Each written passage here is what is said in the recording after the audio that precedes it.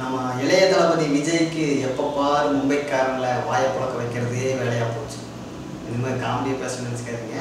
உண்மையில் அதுதான் நடந்துருக்குது.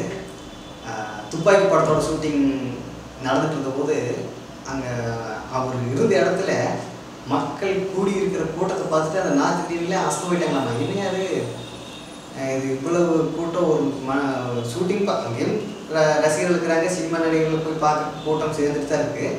ஆனால் விஜய்க்கு சேர்ந்து இந்த கூட்டத்தை பார்த்துட்டு அவங்களே மும்பைக்காரங்களாம் அசந்து போயிட்டாங்க அப்படிங்கிறத நாமளே ஒரு தடவை நியூஸில் போட்டிருக்கோம். ஆக்சஸ் பண்ணி நியூஸில் பார்த்துருப்பீங்க.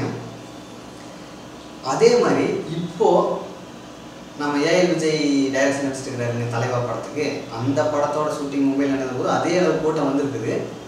கூட்டம்னா கட்டுக்கடங்காத கூட்டம் விஜய் பார்க்குறதுக்கு. நீங்கள் ஃபார்வேர்ட் மெயில் எல்லாம் கூட பார்த்துருப்பீங்க, இமேஜஸ் எல்லாம் பார்த்துருப்பீங்க. அவ்வளோ கூட்டம். ஆனால் விஷயம் அது மட்டும் கிடையாது. அவர் பார்க்குறக்கு அவ்வளோ கூட்டம் வந்தது மட்டும் இல்லாமல் அவர் வெளியவே தெரியாமல் சில விஷயங்களை பண்ணிக்கிறார் மும்பையில். அது என்னென்னா, அங்கே சேரி பகுதியில் ஏழையாக இருக்கிற மக்கள் ஸ்டூடெண்ட்ஸ் படிக்கிறதுக்கு ஒரு கம்ப்யூட்டர் வசதியோட கூடிய ஒரு லைப்ரரி அவர் இலவசமாக ஏற்பாடு பண்ணி கொடுத்துருக்குறாரு. இந்த விஷயம் ஆக்சுவலாக நிறைய மீடியாக்கள்லேயே வரல.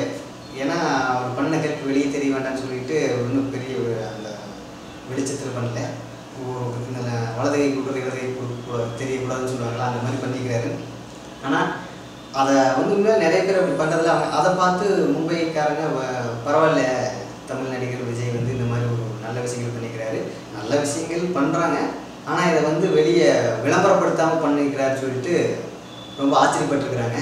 அதை தான் சொன்னேன், எப்போ பாரு விஜய்க்கு மும்பைக்காரங்களை ஆச்சரியப்படுத்துறதே வேலையாக போச்சுன்னு சொல்லி.